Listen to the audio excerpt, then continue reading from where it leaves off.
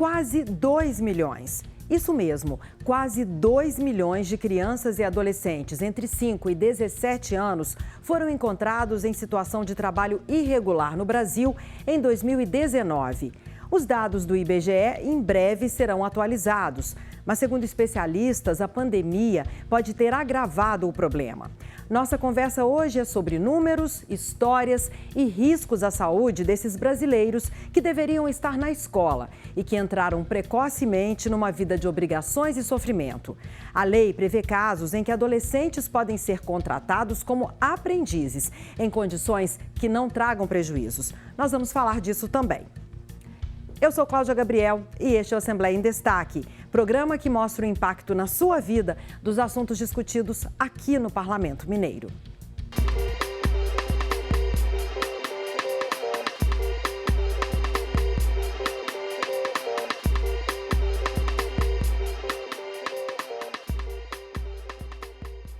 Nada melhor para começar este programa do que ouvir alguém que sabe na pele que há formas dignas e dentro da lei para que um adolescente tenha acesso a trabalho e renda. Com a palavra, o João Pedro Gonçalves, que é jovem aprendiz contratado pela Lei de Aprendizagem, que permite o ingresso no mercado de trabalho a partir dos 14 anos. Os jovens aprendizes entram num programa de aprendizagem com a carteira assinada, com direito à educação e ao lazer. O programa de aprendizagem traz um conforto para a família. A família fica bem tranquila, entanto ao não ter o seu filho na rua vendendo bala. E outro também que eu queria citar é como a gente podemos ajudar. A gente podemos ajudar não dando dinheiro, não comprando bala dessas crianças que ficam na rua. Nós podemos ajudar dando um alimento, dando o de comer, que sempre eles precisam. A situação é bastante complexa e tem diversas causas. Uma das principais é a pobreza, condição em que as pessoas não são assistidas com o básico, como moradia digna, emprego, comida. Crianças e adolescentes são vítimas indefesas que deveriam estar na escola. É um ciclo que necessita da intervenção pública com políticas que resgatem essas pessoas. Uma criança vendendo bala no sinal e adolescentes fazendo malabarismo com bolinhas correm sérios riscos. Além da violência e de abusos, a exposição ao tempo pode provocar câncer de pele, desidratação, doenças respiratórias e várias outras que comprometem o crescimento. Mas o exemplo do João, contratado de forma regular, nem sempre é seguido por aí. Em todo o mundo, 20 em cada grupo de 100 crianças começam a trabalhar por volta dos 15 anos. E não significa que elas estejam em trabalho seguro ou na condição de aprendiz. Elas são vítimas do trabalho infantil, o que é proibido, inclusive aqui. O Fundo das Nações Unidas para a Infância estima que pelo menos 168 milhões de crianças no mundo inteiro são submetidas a essa condição. Aqui no Brasil, de acordo com a Pesquisa Nacional por Amostra de Domicílios do IBGE de 2019, 1.800.000 crianças e adolescentes com idades entre 5 e 17 anos estavam em situação de trabalho infantil. Dados mais recentes do Ministério do Trabalho e Emprego mostram que entre janeiro e junho deste ano, 1.013 crianças e adolescentes foram resgatados em situação de trabalho infantil no país. 80% eram meninos, a maioria, 59%, com 16 e 17 anos. E 100 deles tinham menos de 13 anos. 80% dos resgatados enfrentavam as piores formas de trabalho infantil. A classificação foi elaborada pela Organização Internacional do Trabalho e aprovada pelo governo brasileiro em 2006. São elencadas 89 modalidades que prejudicam a saúde e a segurança das vítimas. E 4 trabalhos são considerados prejudiciais à moral dessas crianças e adolescentes. Além de especificar os setores como indústria, comércio, agropecuária, doméstico, por exemplo, a lista descreve os perigos e as consequências para o desenvolvimento dos trabalhadores precoces, prejuízos para o organismo das crianças e adolescentes, provocando deformações ósseas, doenças pulmonares, desgaste do sistema cardiovascular, dificuldades de concentração, entre outros danos. Aqui em Minas Gerais, neste ano, 203 adolescentes e crianças foram retirados da situação de trabalho infantil pela fiscalização do Ministério do Trabalho e Emprego. O Roberto Padilha Guimarães, coordenador nacional de fiscalização do trabalho infantil, conta pra gente em quais atividades estavam trabalhando. No caso de Minas Gerais, no topo estaria mais ou menos o trabalho relacionado à manutenção de veículos e lavagem de veículos, estaria no topo, em que aí tem contato com produtos químicos perigosos, etc. Também trabalho com pérfuro-cortantes, ou seja, ferramentas capazes de causar algum acidente, também houve constatação. Esse trabalho que ocorre nas ruas, ou seja, com risco, as próprias questões das ruas, como violência, atropelamento, etc., também apareceria aí em terceiro lugar. Trabalho de venda a varejo de bebidas alcoólicas, então colocar adolescentes que sequer se pode fazer a venda para adolescentes de venda alcoólica, se colocam alguns adolescentes a realizar o trabalho de venda de bebida alcoólica, e isso é uma atividade ilegal também. Neste ano, para marcar o Dia Internacional do Combate ao Trabalho Infantil, em 12 de junho, o Ministério do Trabalho e Emprego lançou um manual sobre o assunto. O material tem informações sobre a legislação, a fiscalização, responde dúvidas sobre os prejuízos para crianças e adolescentes, esclarece os mitos em torno desse tipo de trabalho e ainda traz a lista das piores formas do trabalho infantil. O manual está no site do Ministério, gov.br/trabalho e emprego. Um dos mitos é que a criança que começa a trabalhar cedo tem mais facilidade no mercado de trabalho futuro. O Roberto Padilha Guimarães rebate essa crença. Quanto à questão das consequências do trabalho infantil, existem vários estudos, por exemplo, de trabalhadores resgatados de situação análoga de escravo, que foram, no seu passado, trabalhadores infantis, sendo trabalhadores infantis, se tornaram adultos com pouca qualificação profissional, então acabando sendo submetidos a essa condição de trabalho análogo de escravo. Agora, há pouco tempo, nós tivemos um estudo interessante em Roraima, uma pesquisa, né, que de 33 adolescentes que estavam em medida socioeducativa, 29 tinham sido trabalhadores infantis.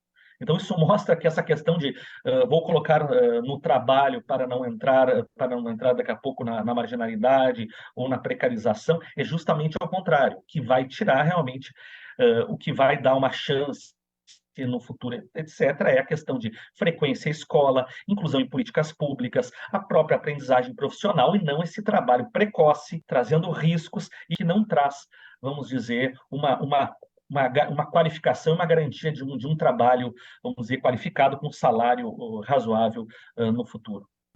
Essa preocupação com o trabalho infantil em Minas Gerais motivou uma audiência pública da Comissão de Participação Popular da Assembleia no Dia Internacional de Luta pelo Enfrentamento desse problema, em 12 de junho, como já falamos aqui. Autoridades estaduais e adolescentes trabalhadores atestaram a importância da lei da aprendizagem para combater o trabalho irregular e para a inserção correta no mercado de trabalho. Vários jovens falaram da experiência como aprendizes. Segundo especialistas, o trabalho infantil desprotegido gera problemas de saúde e evasão escolar. E a erradicação desse problema passaria por políticas de governo e conscientização da sociedade. Outras medidas, de acordo com os participantes, seriam o investimento na educação em tempo integral e a ampliação das equipes de abordagem, que identificam as situações irregulares.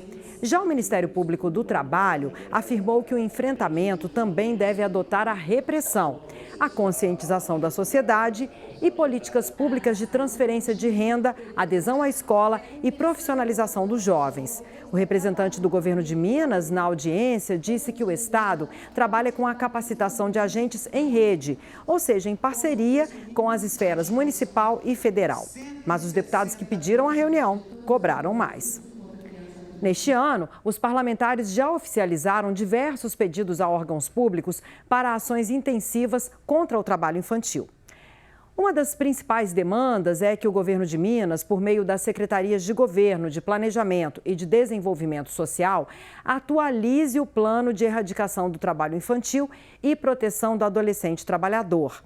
A Comissão de Participação Popular quer que o governo utilize R$400 mil destinados por emenda da comissão para que a Secretaria de Desenvolvimento Social promova ações educativas para crianças e adolescentes sobre a violência sexual e o trabalho infantil nas regiões com maior índice de violência sexual.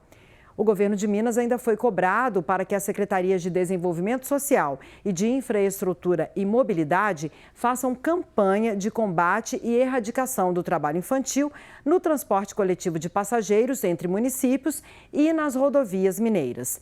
A Prefeitura da capital também recebeu cobrança nesse mesmo sentido. Ao governo federal, a Comissão de Participação Popular solicitou que o Ministério do Trabalho e Emprego contrate via concurso público auditores fiscais para atuar no problema. Os deputados pediram ainda ao Ministério da Justiça e Segurança Pública e à Polícia Rodoviária Federal que passem a registrar no projeto Mapear as situações flagradas de trabalho infantil, além das que já são feitas atualmente de exploração sexual. No início do programa, eu falei sobre as piores formas de trabalho infantil e disse que 4 são consideradas prejudiciais à moralidade. Essas atividades estão relacionadas à venda de bebidas alcoólicas, ao comércio de produtos pornográficos ou sexuais, à exposição de abusos físicos, psicológicos e sexuais e também à exploração sexual. Nós conversamos com a Liamara Pires, que é coordenadora geral de Direitos Humanos da Polícia Rodoviária Federal e também do Projeto Mapear, que atua no enfrentamento à exploração sexual infantil. A exploração sexual é um fenômeno complexo e multifatorial, né, que está ligado a diversas circunstâncias. Circunstâncias sociais, circunstâncias econômicas, circunstâncias afetivas, circunstâncias familiares, nas quais essa criança e adolescente muito provavelmente teve vários direitos negados ou violados, até que chegasse a uma circunstância na qual acaba vendo a exploração sexual como uma saída ou uma maneira de vivenciar, sabendo que é um crime gravíssimo e que traz consequências muito sérias, tanto para a criança e adolescente que é vítima, quanto para a sociedade como um todo. O projeto Mapear identifica a cada 2 anos os pontos onde há riscos de ocorrência da exploração. A partir daí, começa o trabalho de prevenção, que é feito pelos policiais rodoviários com a presença nesses locais e com ações conjuntas com os conselhos tutelares para combater o crime, que tem várias características e causas. De novo, a Liamara explica para a gente. E é nesses pontos onde a gente foca o nosso trabalho, tanto para que o ponto combata aquelas características que tornam ele mais vulnerável para a ocorrência de exploração sexual, quanto para a presença constante da Polícia Rodoviária Federal saturando aquele local, fazendo com que todas as pessoas que circulam por aquele local saibam que a Polícia Rodoviária Federal está presente, está fazendo fiscalização, faz também ações educativas nesses locais, justamente para impedir que efetivamente ocorra a exploração sexual nesses locais onde o risco é mais alto. Ao longo das estradas federais, há 9.745 pontos vulneráveis a essa que é uma das faces mais cruéis do trabalho infantil. Quando se fala em pontos vulneráveis, não significa que são locais onde há esse tipo de exploração, mas que são locais que reúnem fatores que podem levar crianças e adolescentes a serem comercializados fisicamente. É duro falar assim, mas é a realidade. Essa violência sexual acontece em troca de dinheiro, favores ou presentes. Os dados coletados pelo projeto Mapear da Polícia Rodoviária Federal entre os anos de 2021 e 2022 mostram que 640 desses locais são considerados críticos.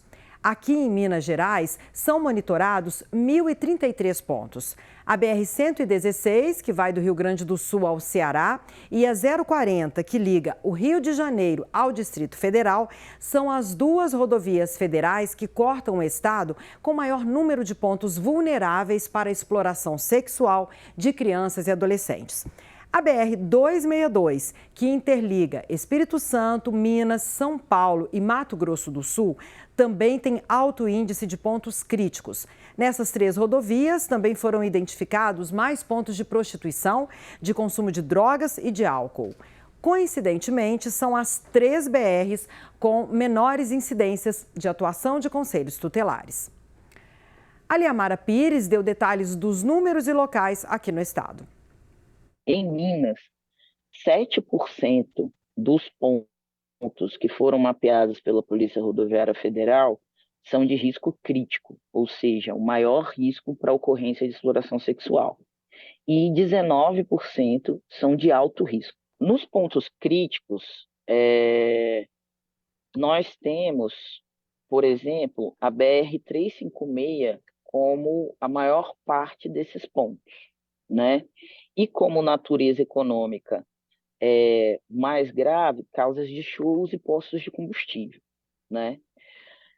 Nos municípios onde há maior número, né, de pontos críticos, nós temos aqui Águas Vermelhas, Itambacuri e Padre Paraíso, né, que são os municípios que estariam com maior número de pontos críticos no estado de Minas Gerais. Estudos da Organização Internacional do Trabalho apontam que em todo o mundo o impacto da pandemia no trabalho infantil foi ruim. Há evidências de que tenha aumentado. Aqui no Brasil, nós só vamos conhecer as consequências em novembro, quando os dados do Censo 2022 sobre essa situação serão divulgados. Vamos ouvir as informações do Roberto Guimarães sobre isso.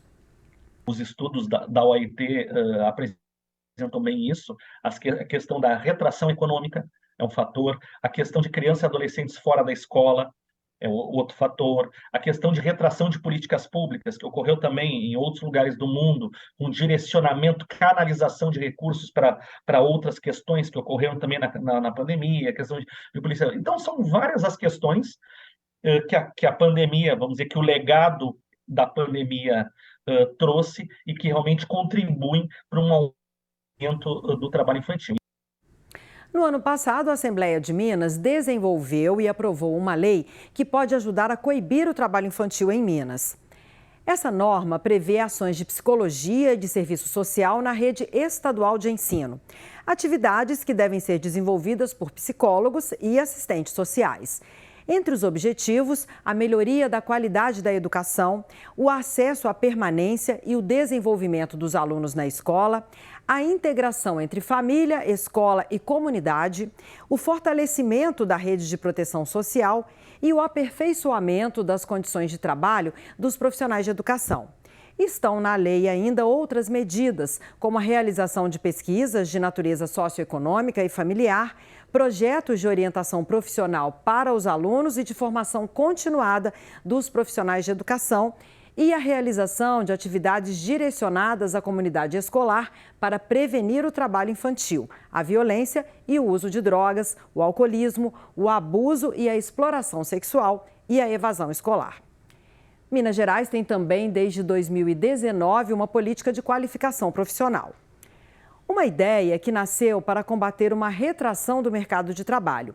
Assim, para minimizar esse problema, a lei busca incentivar a qualificação social e profissional com foco na luta pela superação das desigualdades sociais.